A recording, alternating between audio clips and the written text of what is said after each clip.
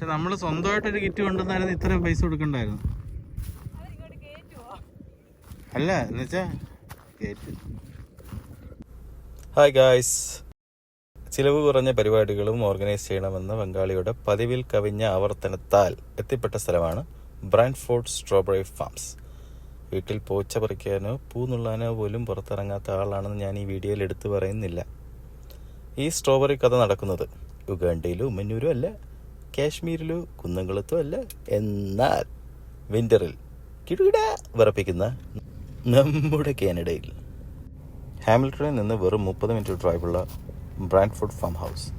Free പാർക്കിങ്ങും free എൻട്രിയും ഒക്കെ ആണെങ്കിലും there is always a catch. കയ്യിലിരിക്കുന്ന ബാസ്ക്കറ്റിന് $20 ആണ് വില. ചിലപ്പോൾ 25 or 30 ആകാം. പ്രായമില്ലേ, മറന്നുപോയി, കുറച്ച് വർഷം മുമ്പത്തെ വീഡിയോ. ഒരു ഫാമിലി ഓഫ് ഫുള്ളിന് 2 പീപ്പിൾസ് മാക്സിമം 1 ബാസ്ക്കറ്റ് തരും. പക്ഷെ മാക്സിമം സ്ട്രോബെറി നമുക്ക് പെറുക്കാം, പിച്ചെടുക്കാം. ഞാനിപ്പോൾ ഡെമോൺസ്ട്രേറ്റ് ചെയ്ത് കാണിച്ചു തരാം. ഇത് ഇങ്ങനെ കണ്ടോണേ. കറക്റ്റ് ചെയ്യുക തന്നെ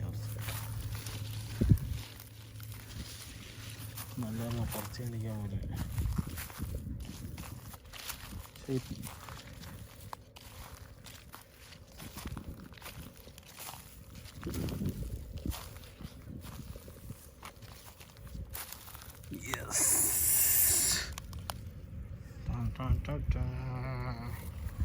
സ്ട്രോബെറി. ഹലോ ഗൈസ്, ഇതാണ് സ്ട്രോബെറി. കൊള്ളാം. അവിടെ നിന്ന് മേടിക്കുന്നതിനേക്കാളും മധുരമൊക്കെയുണ്ട്.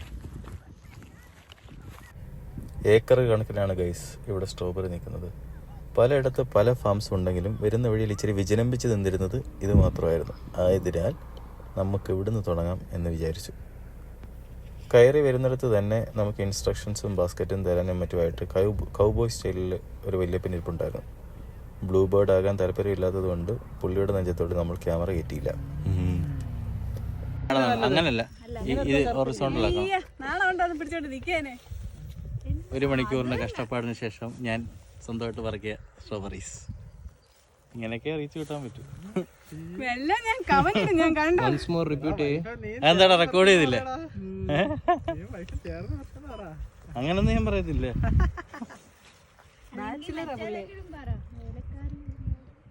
അതൊന്നും ഞാൻ പറയത്തില്ല. പല്ലിലൊക്കെ ഇരിക്കുന്നു. നമ്മൾ നട്ടുച്ച വെയിലത്താണ് ഗൈസ് എത്തിയത്. മോർണിംഗ് ആയിരുന്നു ബെസ്റ്റ് ടൈം. നല്ല സ്ട്രോബെറിയൊക്കെ ആരൊക്കെയോ പറിച്ചു കൊണ്ടുപോയി. കേട്ടിട്ടില്ലേ, ഏർലി ബേർഡ് ഗെറ്റ്സ് ദ വേം?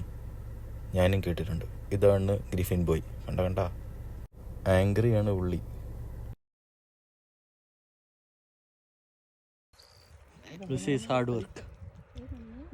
വന്ന ആവേശത്തിൽ ഞാനും എൻ്റെ പേര് വെളിപ്പെടുത്താൻ താല്പര്യമില്ലാത്ത ബ്രൺസും പബ്ലിസിറ്റി തീരെ ഇഷ്ടമില്ലാത്ത വൈഫും ബാസ്ക്കറ്റായിട്ട് ഇറങ്ങി പറക്കൽ കഴിഞ്ഞ് 2 മണിക്കൂറത്തെ കഠിന പ്രയത്നത്തിന് ശേഷമുള്ള വീഡിയോ ആണ് നമ്മളിപ്പോൾ കണ്ടത്. ഈ സ്ട്രോബെറി കഥ ഇഷ്ടപ്പെട്ടവർക്ക് എല്ലാവർക്കും ഇത് ട്രൈ ചെയ്യാവുന്നതാണ്. യാതൊരുവിധ സൈഡ് എഫക്ട്സും ഇല്ല. നടുവേദന, പ്രസവവേദന ഉള്ളവർക്ക് ഒഴിവാക്കാവുന്നതാണ്. ചിലവ് കുറഞ്ഞതും എക്സൈറ്റിങ്ങുമായ പല പരിപാടികൾ ഞങ്ങളിങ്ങനെ പ്ലാൻ ചെയ്ത് വെച്ചിട്ടുണ്ട്.